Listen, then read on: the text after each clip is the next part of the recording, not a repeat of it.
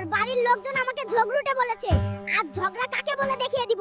আর তুই যদি এটার বিচার না করিস তাহলে এই বাড়িতে তোর জায়গা নেই। শান্তি দিলি না রে জরিনা। সারাদিন ধান কেটে আসলাম, এখন একটু দুইটা ভাত খাবো, সেই শান্তি কি আর আমার কপালে আছে? এখন নাকি তোর বিচার করতে হবে। তোর ঝগড়া তুই বিচার কর। ওই এখন আবার আমাকেই দোষ দিচ্ছিস। কত কম বল, ঝগড়া শুরু হলে 3 পারা শুনবে।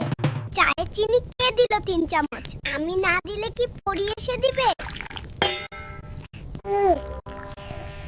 বালতিটা কে খালি করলো? গোসল করে কে পানি কমায়? আমি কমিয়েছি। আমি না হলে কি ভূত কমাবে? আমার ইলিশ ভাজা কে খেলো?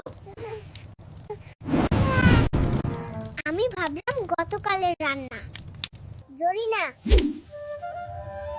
আজ আমি ধানের মাঠে হিরো হইলাম।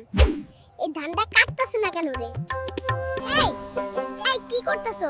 ধান কাটবা না বাতাসেরই কাটছো? জরিনা, ধানটা খুব শক্ত রে, কাঁচিটাই আমার কথা শুনতেছে না।